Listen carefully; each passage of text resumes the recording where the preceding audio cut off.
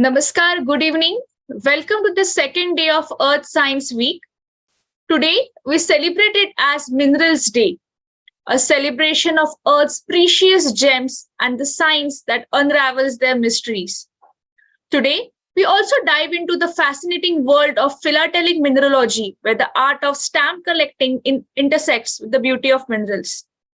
Join us on this journey of exploration and discovery as we both explore the geological wonders of the Earth as well as the captivating hobby that brings these treasures to life through stamps. All the sessions can also be viewed on Mission Devrai channel on YouTube. Now, I'd like to request Dr. Nicole to introduce the speaker. Good evening, everyone. It's my pleasure to introduce Dr. Sudha Vadadi. Madam Sudha is from Kerala, but she has studied she has done most of her higher education in Pune. She did her BSc at Ferguson College in 1981, and then her MSc and PhD as well from the MSc, MPhil, and PhD from the University of Pune. So she completed her PhD in 1999 with Dr. S.N. Rajaguru as her supervisor. So after her, or during her PhD as well, she worked at GSI, Geological Survey of India, and she worked for more than 24 years over there. But today she is associated with several colleges like the Department of Geology at Ferguson College and Wadia College since 2022 as a visiting faculty.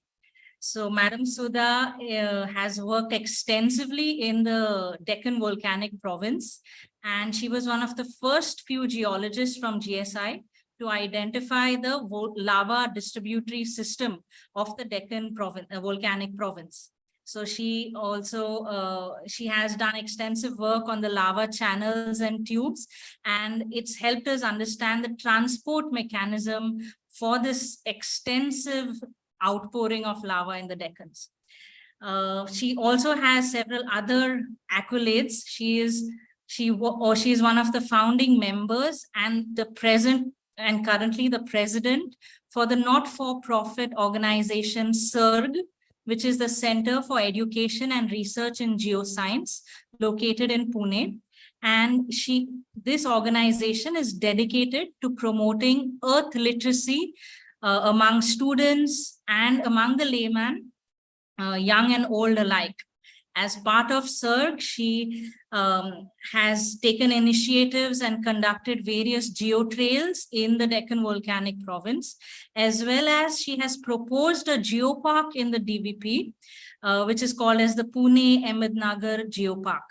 So ma'am is also I think a forever student, because I also know that she's currently pursuing a 3-year course in Sanskrit, and her other interests also include philosophy, Ayurveda, and yoga.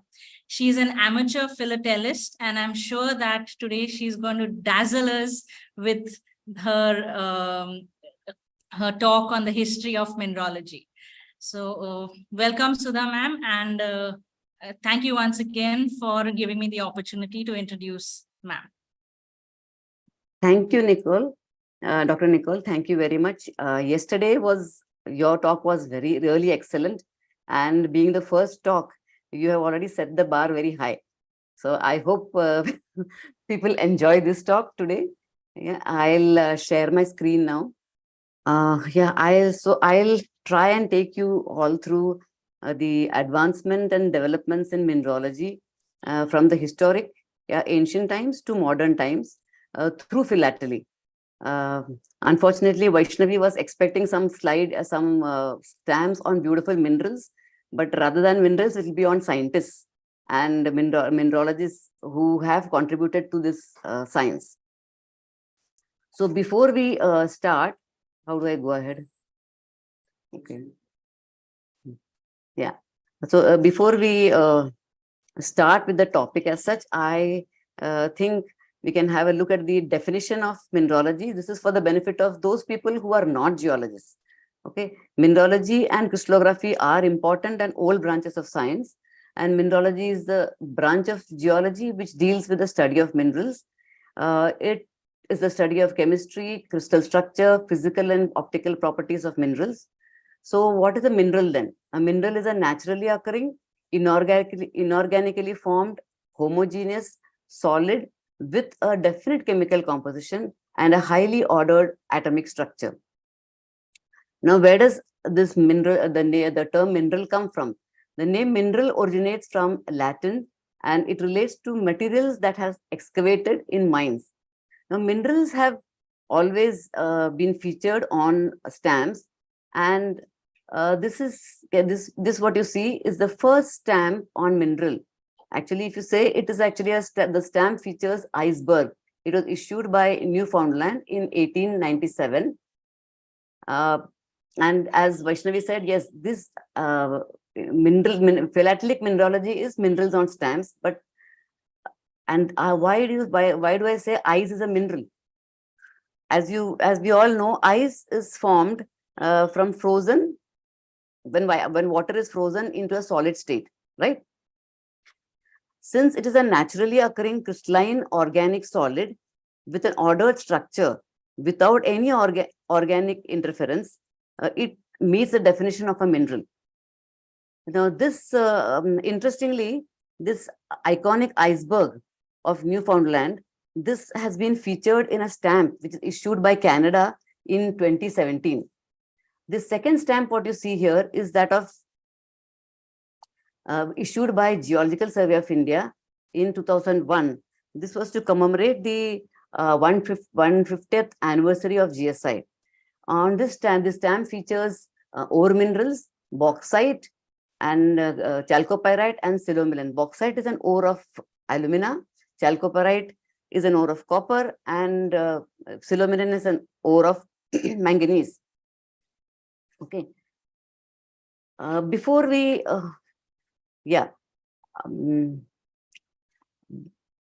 actually, before we start with the thing, I would like to talk about the history of mineralogy. History, historical and prehistory and proto-history in India, basically. Okay, history of mineralogy is as old as man. Man was always attracted to beautiful and precious and mysterious objects, and therefore it is not surprising that he was interested in gems. And if you see, East provided mankind with the precious stones, much more as compared to the West, especially China and India. And China and India were also the first people to teach others about the value of the precious minerals, and they were also the first ones to propose the idea of the magical and medicinal properties of minerals. So if we consider that human race had its cradle in the East, it is equally true for mineralogy. Now, during the archaeologists have found evidence of use of minerals during the pre-Harappan period, that is Neolithic and Chalcolithic period, and during the Harappan period as well. Okay, there were use of minerals like gold, silver, lollingite, and tin. However, what we find from most of the texts or books written in the West is that they talk about the 300 BC textbook De Lapidibus, which was written by Theophrastus, and nobody mentions about the earlier record. This is mainly because earlier times the information was mostly handed down like orally. But even though there is a lack of documentation, we do find testimonies and writings. Some writings are available. These are some of them are found in Vedic literature, and you also see some testimonies in the form of lapidaries. Okay, in Vedic literature, there is mention of mining people who have been mining for gold, silver, lead, copper, and iron. According to the studies done by some scholars, certain passages in the Chandogya Upanishad, there is a mention of Rasi, that is mathematics, and Nidhi, which means mineralogy. The term Nidhim, that is a subject of mineralogy, is also found in the Ashtadhyayi of Panini and also in Kautilya's Arthashastra. Now, Ratna Shastra is a text which deals with gems and precious minerals. But I mean, the Brihat Samhita in certain passages, that is 83, that is in Brihat Samhita, Varaha Mihira talks about some scientific explanations he gives about the gems. But this idea was not pursued by the then gemologists, or the people who were dealing with gems in India, mainly because they linked gems with astrology. Okay, but later when the Greco-Roman trade of gems took place, other people who they compiled the texts into what is known today as Ratna Shastra. I mean, Ratna Shastra is dealing with gems. And you have other texts which is known as Rasa Shastra. Rasa Shastra is interesting because it deals with all the minerals and metals which are other than gems. Now, in Ratna Shastra, in Rasa Shastra, unlike the present day classification of minerals, it classified minerals into 3 different groups. That is Maharasa, Uparasa, and Sasharana Rasa. So these actually are a different kind of classification, and in which in Rasa Shastra text, you find 75 minerals which are mentioned. They are in use in the medicines. Even today, they are in use. And there is a totally different text of use of minerals in Ayurveda, and which is known from 2,500 years, since 2,500 years. Even today, it is actually used. And there is this Kottakkal Ayurveda Shala in Kerala, where they have doing a lot of research on the use of minerals in Ayurveda. And now the other form of testimonies or texts, what you find is in the form of lapidaries. And lapidaries are actually work which deal with the stones and their properties. This one is one such a lapidary. So depending upon the times in which it was made and the nationality, the lapidaries, the style differed. Normally, the texts which are present are found on the lapidaries are vague notations or poetry. Sometimes they are symbols and emblems. So they are found in India, China, Egypt, Greece, and many other countries. So naturally, the lapidaries prepared or made by the Indians, Chinese, Assyrians, Babylonians, Egyptians, all varied. This one, what you see here, is by the Assyrians. Now, Assyrians and Babylonians, they used either small cylinders or small blocks on which they incise the entire text, and sometimes names, sometimes symbols, sometimes the entire text is there. Egyptians, it's interesting to note that Egyptians were the were the most talented and skillful people when it came to incision on the minerals and stones. And this art later on came to be known as actually glyptics. Okay. Egyptians were also the first ones to make the imitation of gems. And but the first treatise on mineralogy and gemology, what you find is from the lapidary, which is attributed to Theophrastus, which is known as On Stones, and this was written in 315 BC. This lapidary actually set the tone, this became the source for other lapidaries, and a lot of Western lapidaries came in. And what we typically see is that the Western treatment of stones and minerals, they were more scientific as compared to the Eastern. So with time, what happened, the magical interpretations which was given by the earlier people, that slowly started getting replaced by more scientific approach. There was a more scientific approach, and this led slowly to what we have, the modern mineralogy. So I'll take you all through from Aristotle right up to the modern day mineralogy. And Aristotle was one of the earliest persons who dealt with minerals. He was a Greek philosopher, and he was a student of Plato. He was a teacher of Alexander the Great. Yesterday, Dr. Nicole mentioned about Alexander the Great. He was also one of the first ones to write about minerals and their properties in Western tradition. He wrote this big text, which is known as Meteorologia, and the book 4 of this text deals with the formation of homogeneous substances, that is minerals and metals. Okay, this is a wonderful, a very famous painting by Raphael. It was painted during the period 1509 to 1511, and this depicts the congregation of philosophers, scientists, and mathematicians from ancient Greece. The center part, whom you see, what you see is Aristotle and Plato. Going forward, Theophrastus was a successor of Aristotle, and he is considered as the father of botany. He followed the footsteps of Aristotle, and he attempted to analyze and categorize the natural things.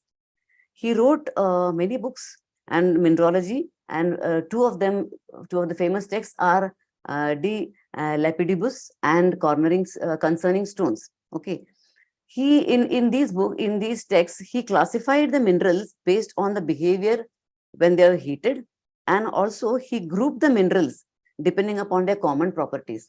This stamp of Theophrastus is very, this is the only stamp actually depicting Theophrastus, which is very strange. And this was issued actually in 2008, and which is actually in to honor his contribution to fossils. Basically, he was the first reference of fossils is found in his work, and it is from the petrified forest in Greece. And after nearly 2000 years after the first recording of these plant fossils by Theophrastus, scientific interest again returned back to Greece. Before we go further forward, I would like to tell about the historic what developments in mineralogy and metallurgy was there in historic India. During the historic period, mostly the Gupta and Mauryan period, India had advanced technology in metallurgy and manufacturing of steel. Okay, there are pillars. Everybody, I think, is familiar with the pillars in Delhi, but I'm sure many don't know that there are many pillars in Bhubaneswar, and there is one interesting one in Kodajadri. Okay, the pillars in Delhi, they were installed in the 5th century during the Gupta period, and they have been exposed to weathering since then, but they have not rusted. And this is a stamp which is issued by the Indian Post, featuring this pillar, the iron pillar in Delhi. It is now a UNESCO heritage site. The other one which I'm talking about in Kodajadri, it is actually near Kollur in Mangalore. It is very close to the west coast, just 40 kilometers. And naturally, this there is a chance of this getting corroded much more. But even to this more like a Dipastamba there, and it has not got corroded. So this itself is a testimony of the high skill of the ancient Indians. Another thing is that Indians had mastered the technique of making steel. There were many, as you know, that steel is made from ferrous iron and carbon. There were many furnaces in Mysore which was making steel, and in Kannada it is known as ukku, and in Tamil and Malayalam it is known as udukku. Now these Westerners could not pronounce this term ukku, so they called it woods. So that is how the term wood steel came into being. It is an anglicized form of ukku. Okay, this steel was the one which was preferred for this Damascus blades. So this is one such a thing which is issued by Slovenia, and this was there was so much of a demand for this steel, and they were actually exported to the west from Kodungalur, a port, again an ancient port which existed even today in Kerala. Yes, archaeologists have found many interesting zinc smelting sites, and this was by a method which is very uncommon. It is known as the downward drift distillation method, which was not known to the Westerners then. After the decline, or rather after, I would say, the decline of Harappan civilization, casting of metals was another one of the new frontiers which opened up. And even today you have Panchaloha idols. Panchaloha casting of with Panchaloha came into being at that time, and this was most popular during the Chola period in South India. Now, Panchaloha, as you know, is made from metals like gold, silver, copper, lead, and iron, and which means that the ancient Indians knew how to extract the metal from the ore and use them as an alloy. Another one example what I can give you is of Aranmula mirror. This is again an alloy. And it is interesting, you have these alloy, they prepare an alloy with metals, and it is polished in such a way that it resembles a mirror. This again become a dying art now in Kerala. Another thing what you find, is of course these are FDC and a stamp issued to commemorate the commemorate the centenary of Kolar Goldfield. Gold has been mined in India since ancient times, and Kolar Goldfield was once such a producing mine. And gold has been in use also since ancient times. Actually, there is a use of gold is recorded in many texts, many ancient texts, and there is a ancient ritual. It's known as I don't know today also whether this ritual is there, but in some parts of the country it is still there. It is called Jata Karma. It has been advised by and to be observed in this. This is seen in the Manusmriti. What it means is that the father has to administer a paste of gold, okay, with honey to his newborn child. They mention in it son, but it's a newborn child when the father goes to meet the child for the first time.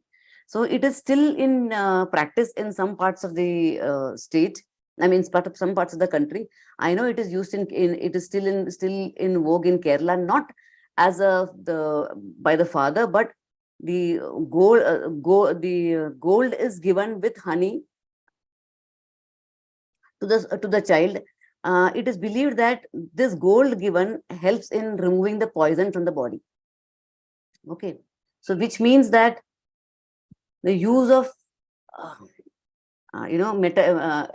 metals or elements for not Ayurveda, for health was actually prevalent in those days. Coming back, yes, this is Strabo. He was a Greek geographer and philosopher and a historian. He was famous for his 17-volume book, which is known as Geographica, where he describes the history of the people and the places. He was the first one to mention the harmful effect of asbestos, and that it affected the lungs of the people who were mining in that area. And he also talks about mining and export of arsenic and its side effect. So this is the first record of the harmful effect of minerals on human health. Okay. The next we have here Pliny the Elder. He was a Roman author and naturalist. He wrote the encyclopedic work Natural History, and this is one of the largest and the single works which has survived from the Roman Empire till modern day. He devoted actually 5 entire volumes of this work to the classification of metals, stones, and gems. And he was also the first one to recognize the economic importance of minerals. And he also laid the foundation or basis for crystallography in some way. He is also believed to have described the origin of amber. Okay, next we have here Avicenna. Avicenna is actually a Latin corruption of the Arabic Ibn Sina. So Ibn Sina was a Persian physician, psychiatrist, and a philosopher. He was also regarded as one of the most significant physicians, astronomers, and writers of the Islamic Golden Age. He is also considered the father of modern medicine. His writings also include alchemy, geology, and geography. And he wrote a book which is known as the Book of Healing, wherein he has classified the minerals into salts, sulfates, metals, and stones. And this was in use until the end of the 18th century. Yes, now in the 16th and the first half of the 17th centuries was the time between the renaissance of arts and the foundation of academies of sciences. So mineralogy also followed the same footsteps like other natural sciences, and mineralogy was classified systematically by many workers, and many German mineralogists have contributed, and one of the most prominent ones among them is Agricola. I think everyone probably has heard of Agricola. Agricola is considered as the father of mineralogy. He was also a town physician. In fact, he worked as a physician near the mines of Saxony, which was the richest and the oldest mines in Europe at that time. He was a doctor for the workers and the manager of these mines. He is best known for his book, De Re Metallica, that means of metals. And it is a complete and systematic treatise on mining and extractive metallurgy.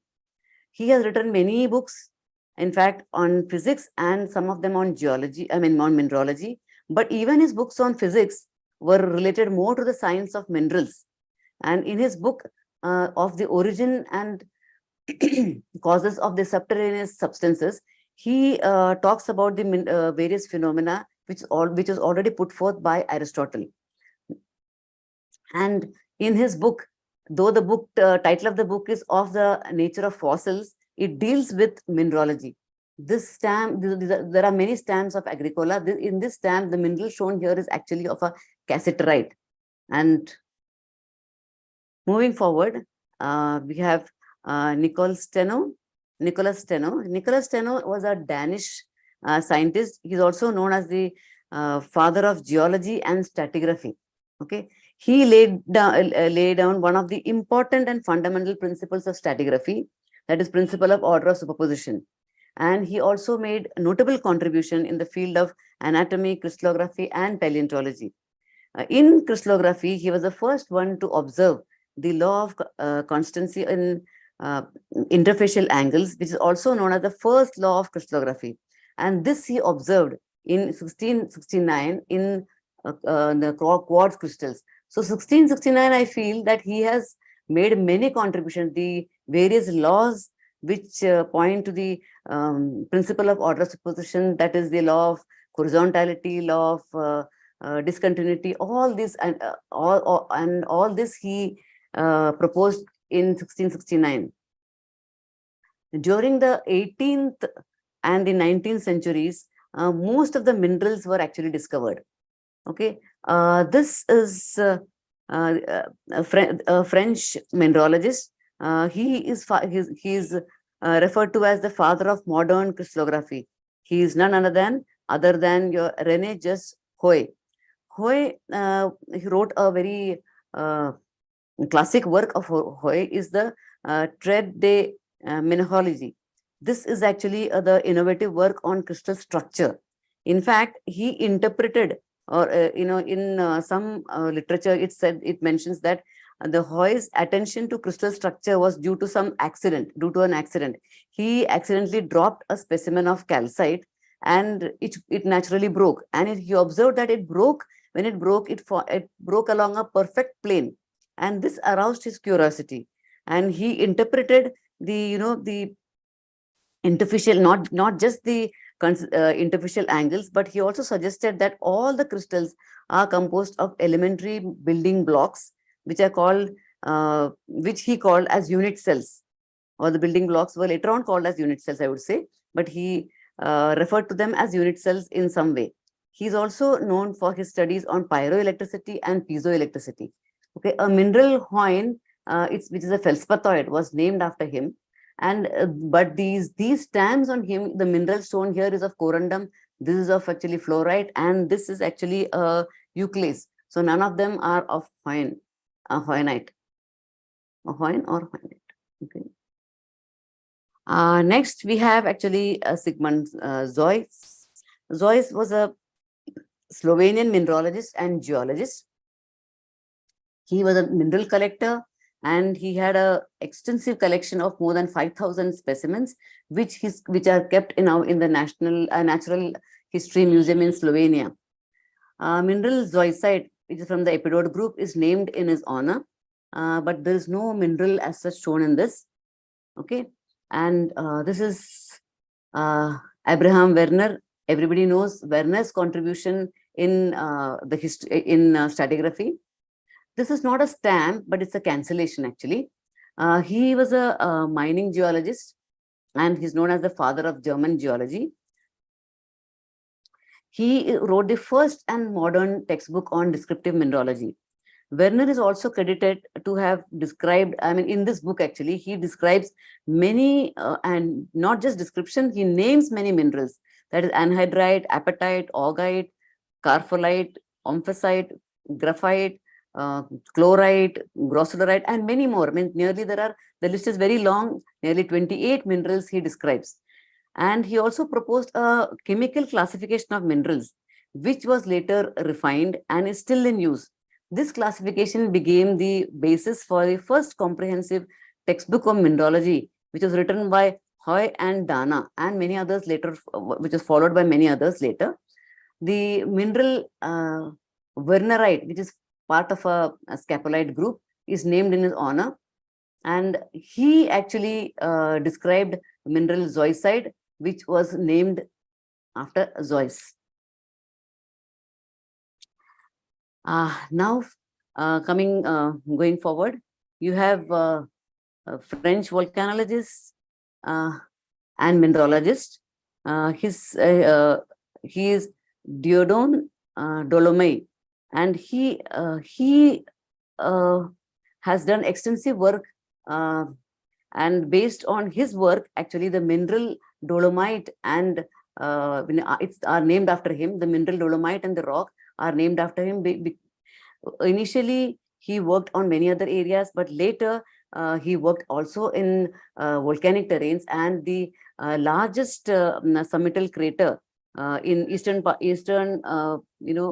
part of Reunion Island in Indian Ocean, that is named after him. And currently, this is one of the most active. It's actually the volcano is shown in the background.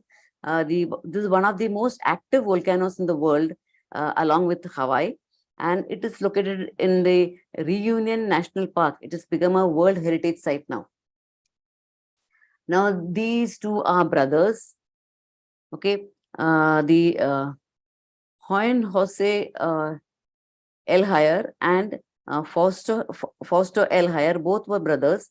One was a chemist and the other was a mineralogist, and they were the first ones to isolate tungsten from wolfram. Okay, the metal which was extracted was first called as wolfram, and later it was known as tungsten.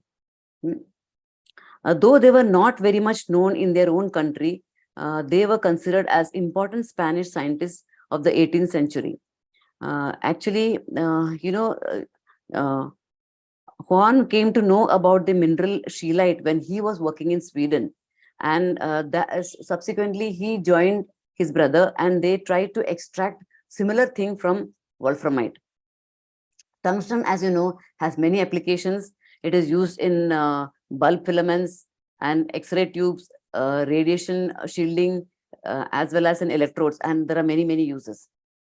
Okay, moving forward. Next, we have here James Smithson. He was an English chemist and mineralogist. He provided the funds for the Smithsonian Institute in the United States, and the mineral smithsonite is named after him, but the mineral shown here is something different. It's of Brazilianite. Okay, smithsonite is actually a carbonate of zinc. The other person who's shown here is actually the other scientist. He is Alexander Brogniart. He is a French chemist and mineralogist and naturalist. He made scientific contribution in the field of mineralogy and ceramic arts. He collaborated with Cuvier and worked extensively in the Paris Basin. And he summarized his study in an essay which is known as the Mineralogical Geography of the Environments of Paris.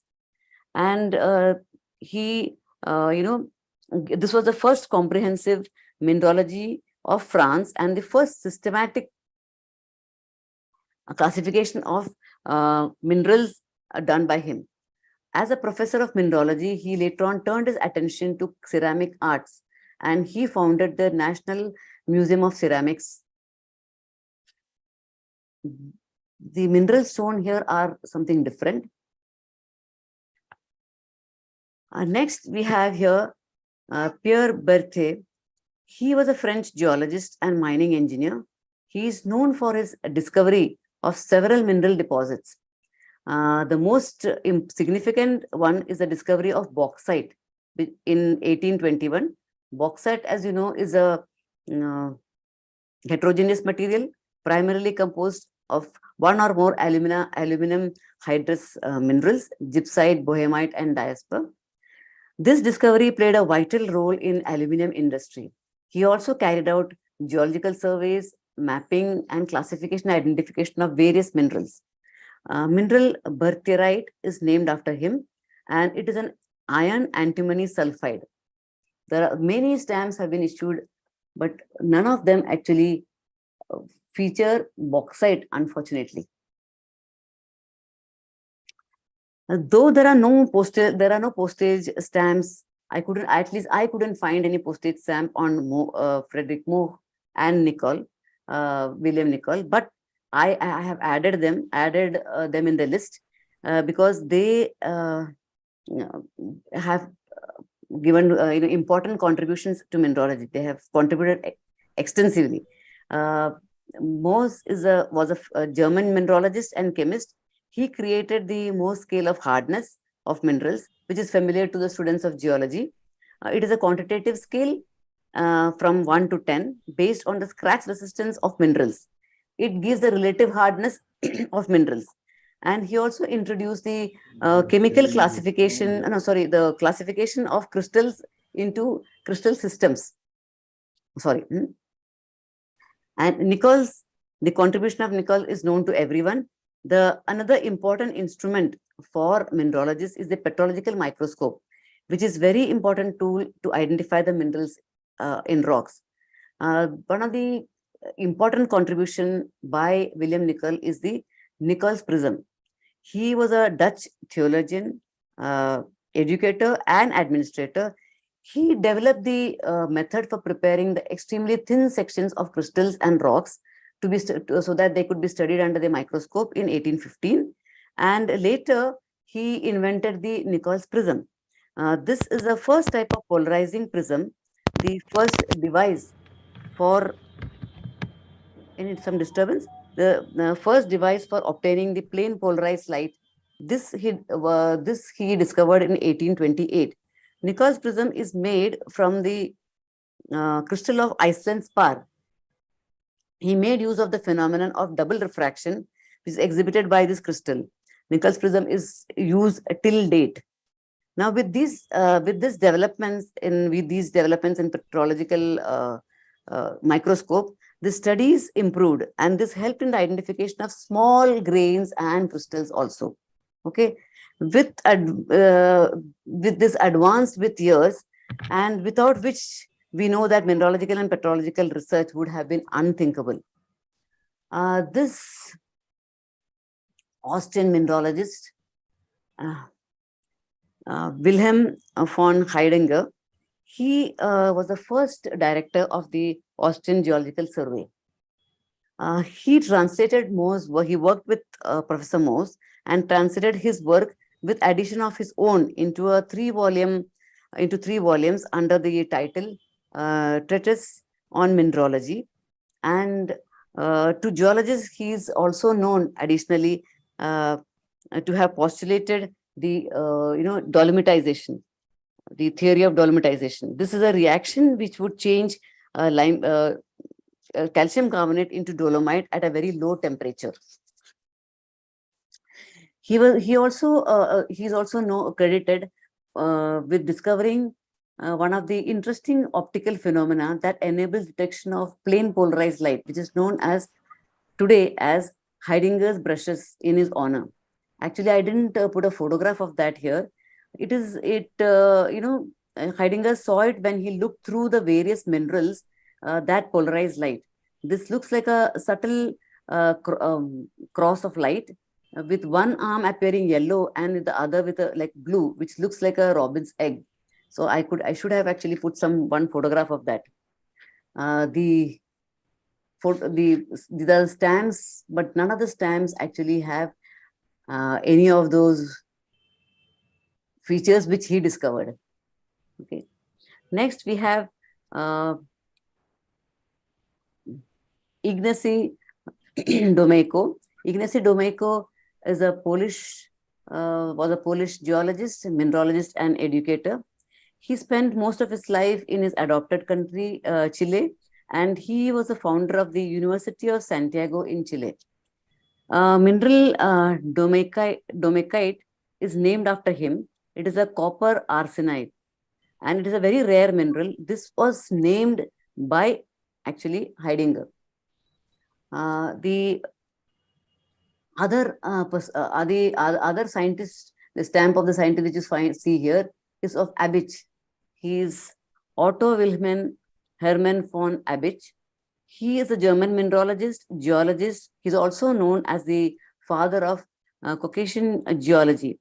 His earlier work was mostly dealing with spinels and other minerals, but later he worked on fumaroles and the mineral deposits around the volcanic vents and also the structure of volcano.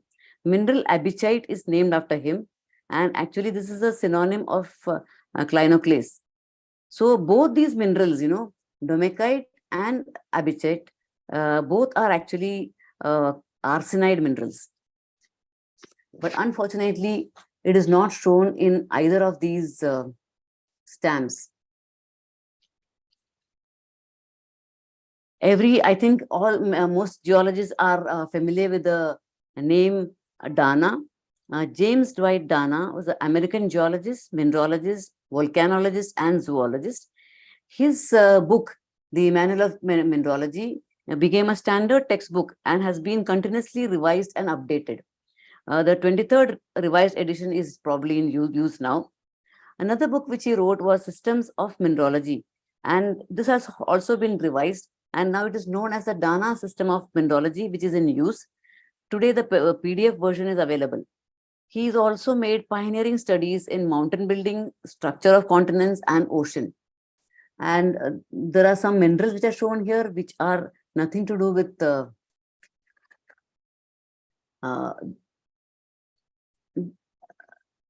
area from where he comes from.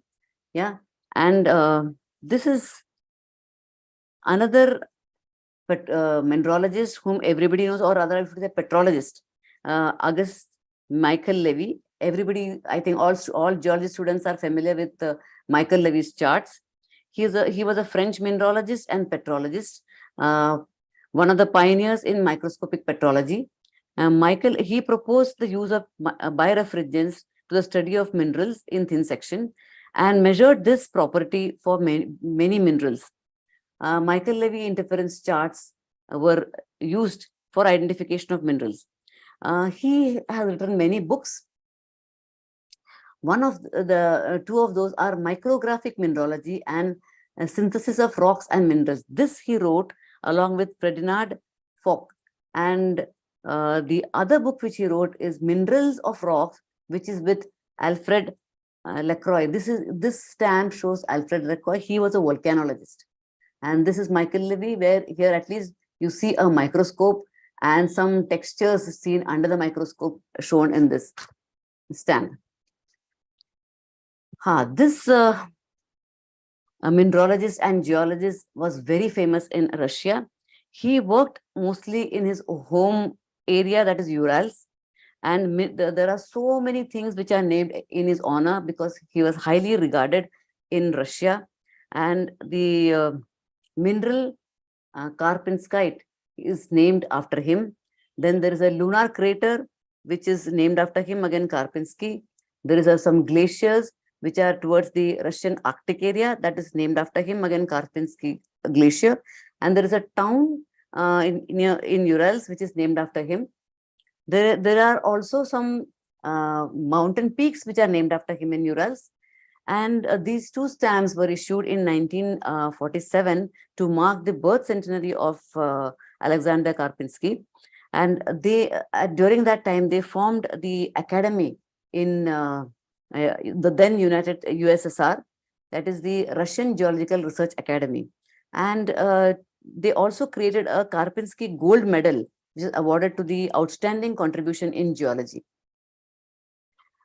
Moving forward, we have here William Niven. William Niven was a Scottish in origin. He is a self-taught mineralogist, archaeologist, and miner. Though he was Scottish, he settled in the United States.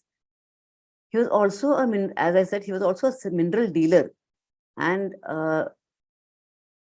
today we have some mineral dealers among us here. He noted for his discovery of minerals yttrielite, thorungumite, and augurite. Then yttrielite is a rare yttrium thorium sorosilicate, and thorungumite is again a thorium uranium silicate. The thoro stands for the thorium, and gumite because it has a gum-like appearance. And augurite is again an uncommon mineral, which is of silver and selenium, silver selenium sulfide. There's another mineral, nevenite, sorry, I went ahead. Nevenite, which is named after him. And this again a yttrium, I think it is yttrium cerium oxide.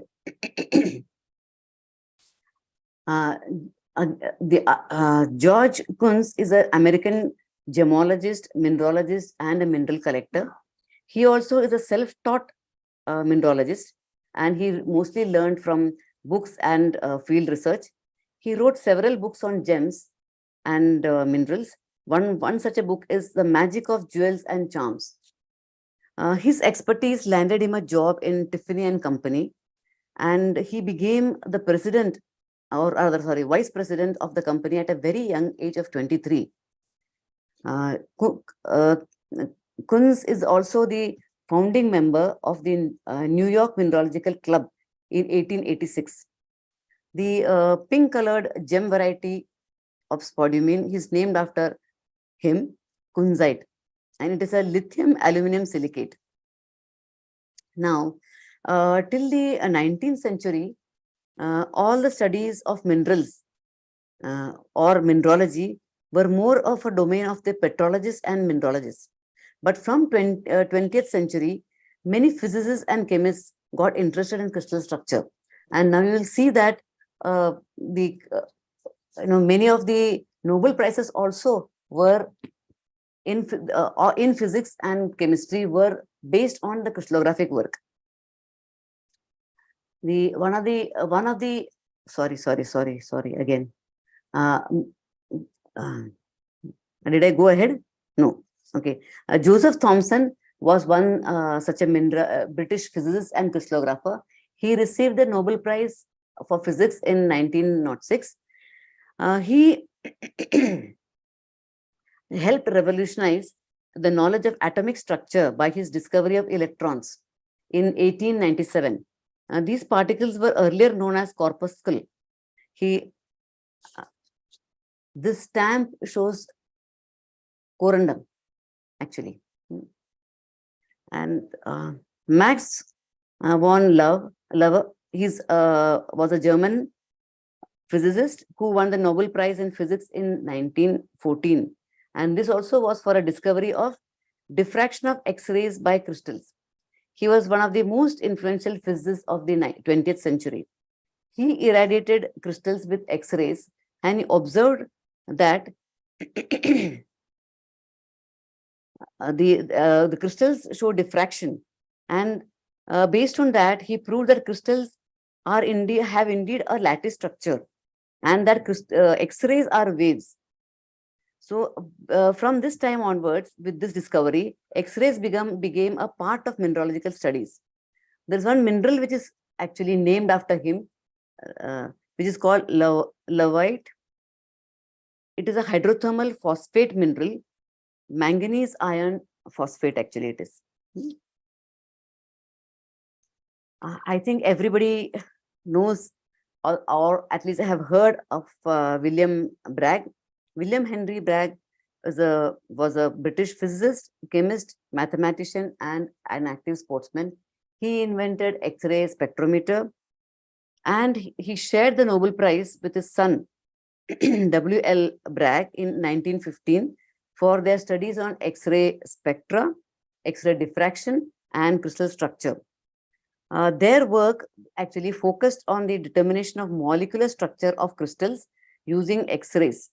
The mineral Braggite is named after him and his son. This is the first mineral to be discovered using X-rays. Braggite actually is a sulfide mineral of platinum, palladium, and nickel. And this was first described in 1932 from an occurrence in Bushveld igneous complex. Next, we have Marie Curie. Marie Curie, I think everybody knows who Marie Curie is. She's most known for her pioneering research in radioactivity. Her actual name is Marie Sklodowska-Curie. She was Polish, and she was Polish and a naturalized French physicist and chemist. She conducted research in radioactivity, and she was the first woman to win a Nobel Prize in science, and was also the first woman and the only woman to win it twice, and the only person to win twice in multiple sciences. Okay, so in physics and chemistry. The first one first Nobel Prize was in 1903, which she received for her her contribution in radiation phenomena. This she received along with her husband and Henry Becquerel.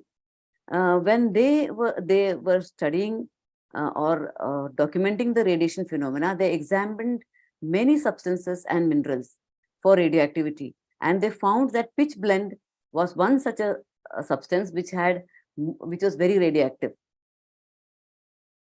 The second one she received in 1911, that was for her discovery of radium and polonium.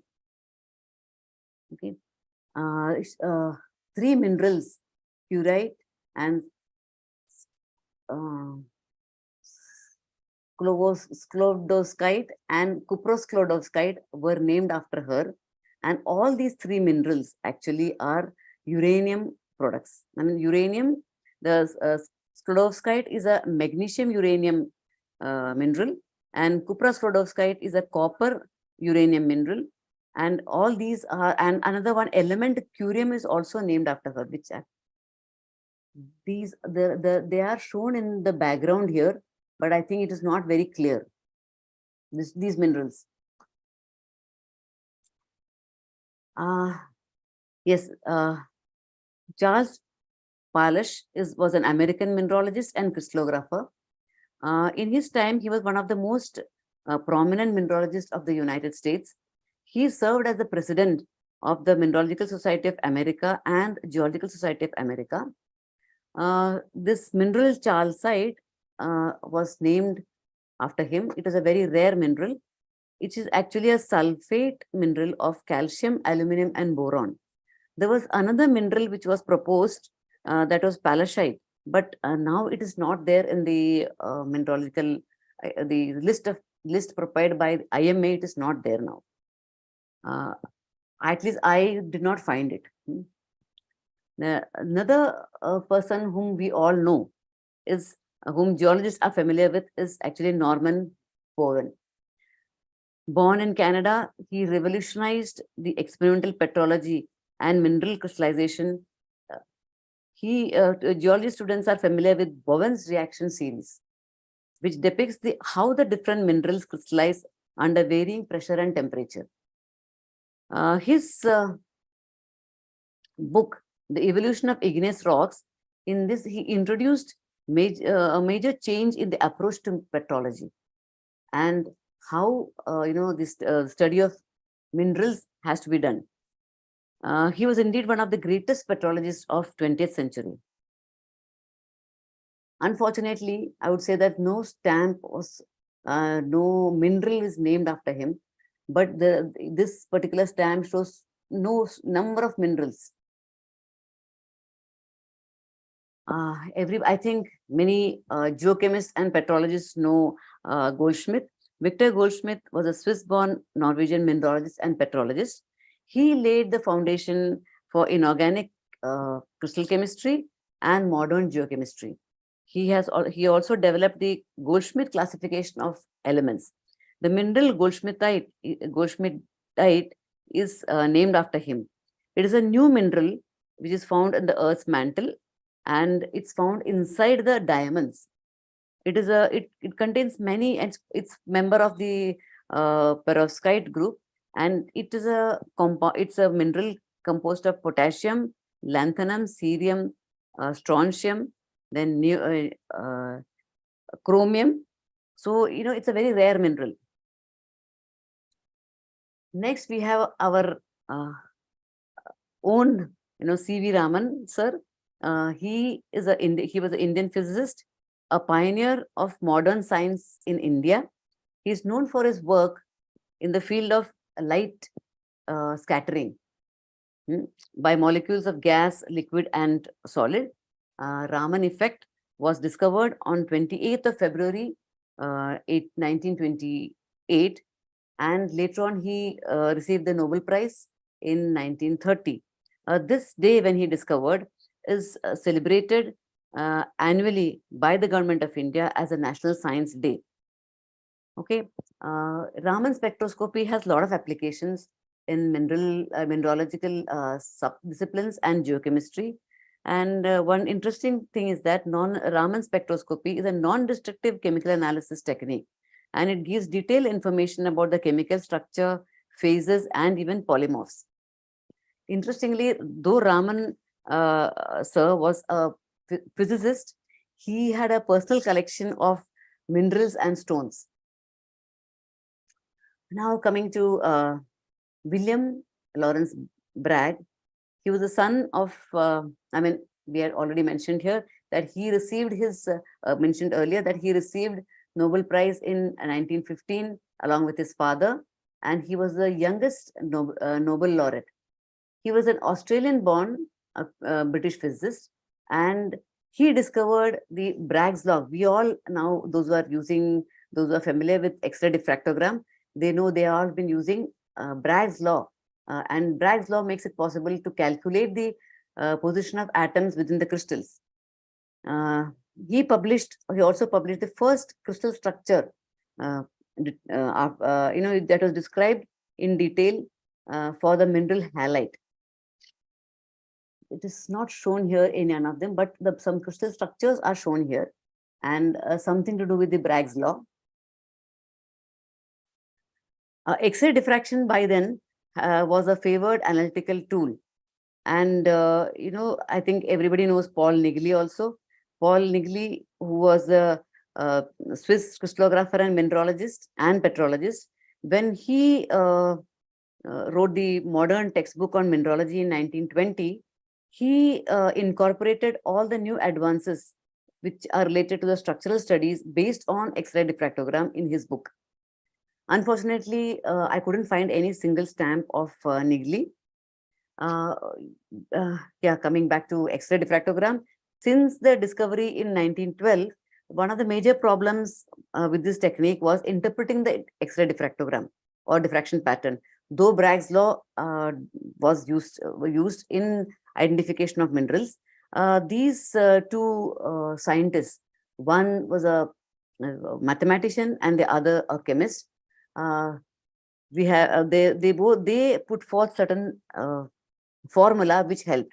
So Herbert Hampton, he was a physicist and mathematician, and Jerome Karl was a chemist and a crystallographer. Both got together. Both were native of New York, and both got together and they developed a series of mathematical formula which made it possible to infer the different phases by computing the intensities from the X-ray diffractogram. So, recognizing the advancement, I mean, and for this they received the Nobel Prize in 1815. Some minerals are shown in the background, which has nothing to do with them as such. Recognizing the importance and advancement in crystallography, United Nations declared 2014 as the International Year of Crystallography. India had come out with a stamp, and so have many countries. Actually, there was a joint issue from Belgium and Slovenia. Number of stamps had been issued by Portugal too. This is a souvenir sheet showing with the number of stamps. And actually, there are many stamps. I have selected only a few because many postal administrations had issued stamps in 2014. And I think I'm slowly coming to the end. By now, with spectroscopy and advancements in X-ray diffractogram, there was also electron microscopes and other analytical tools which helped in further understanding the crystalline structure of the minerals. And the study of minerals slowly advanced. And what we find interesting is that the research on minerals were toward the later part was carried out by physicists and chemists, and slowly the boundaries of mineralogy became more and more blurred. It was not only the field of mineralogists and petrologists, but also chemists and physicists. Now, with time, with additional information besides the basic mineralogy, we dealt with the physical and structural properties. There was also applied mineralogy, where you have exploration mineralogy, industrial mineralogy, gemology, and henceforth, so forth. And if you see this diagram, what you see here is that mineralogy is related to many other subdisciplines and other disciplines, and it borrowed actually information from other disciplines and also provided answers to many man-made products which is related to other disciplines. So this way you will find that mineralogy is not related to only a subject of geologists, but it is related to many other fields. So I think I'll sum up now. Mineralogy dates back to antiquity, and we saw that there was a use of minerals in the pre-Harappan period, in the Harappan period, in the historic period also. Slowly it evolved as a separate special branch in the 18th century. And we find that most of the minerals were actually identified and named during the 18th and 19th century. And X-ray diffractogram and another diffraction techniques and other analytical techniques in the 20th century actually helped define the mineral structure further. And with the advancements in the technology, we have electron microscope, you have TEM, you have spectroscopic techniques, and these helped in resolving many other small scale compositional related things. And today, I know there are, I did not get into the nomenclature of mineralogy because that itself can be a separate subject, because minerals are named after places, then as after scientists, then after the mineral composition also. But there is a regulatory body, and that regulatory body for the mineral nomenclature is actually the Commission on the New Minerals and Mineral Names, that is CNMN and MMN, and which is part of the International Mineral Association. And today they have recognized that this figure is as per the July 2023, and they have recognized 5,955 official mineral names. And all these minerals are used in some way in our day-to-day life, and it is used in various areas of our life, like construction, electronics, medicine, agriculture, water purification, cosmetics, and the list is endless actually. And this can itself become a separate topic of lecture actually, mineral names and application of minerals in different areas. I think with that I will stop. Thank you so much for giving me this opportunity, and I hope it was okay. I hope I was able to take you through the changes in mineralogy and the historical changes which have taken place from the historical days to present day. What do I do? Thank you, ma'am. Definitely. I'll first like to ask if anyone has any questions or queries to be asked about the lecture. Thank you, Sudha ma'am. Nice, very informative lecture and nicely elaborated. Thank you. How do I stop it? Since there are no queries in the chat box, ma'am, your passion for both mineralogy and philately was shown brightly through this presentation, and definitely you took us on a very captivating journey through history and evolution of mineralogy. So thank you for sharing your knowledge with us. Thank you, ma'am. Thank you so much. Good evening, ma'am. This is Venkatesh from Velamal Metric, Ponneri, Tamil Nadu. Okay. Shall I get that PPT presentation shared by you so that I can share with my students in the Sure. Philately Club? Sure. Okay, ma'am. Thank you. Thanks a lot. You send me your mail ID or I send it to you. Okay, ma'am. Thank you. So that it can be shared through our students group also, so that they can learn whatever you discussed today. Yeah, sure. Thank you, ma'am. I will send it to this chat box. From Aurangabad College. Your lecture was so much informative, man. Thank you so much. Thank you, sir. Thank you. If you share your thank you. If you share your presentation with me, it was Thank you. Yeah, sure. very much helpful. Sure. Sir, this lecture is available in Mission Devrai YouTube channel. So anyone can go through this for use for study, says everything. Always open. Hello, ma'am. Can you hear me? Yes. Hello, ma'am. How are you? Who is this? Hello? Rituparna. Who is Rituparna? Rituparna. Yes, Rituparna. Okay. Yes, Hello, Rituparna. ma'am. Tell me. Tell me. First of all, thank you so much, ma'am. Even we also didn't know such a elaborate history behind the mineralogy. Okay. And such stalwarts have been there that have been contributing to geology. Thank you. Yes. And I was listening, ma'am. Actually, I had to come out. I was listening it on the way. That's why there might be some noise while I'm talking. Yes. There is some disturbance.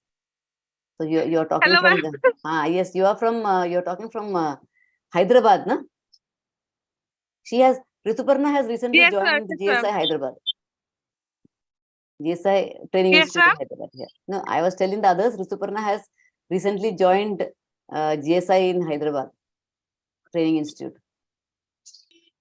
Any more questions, anyone?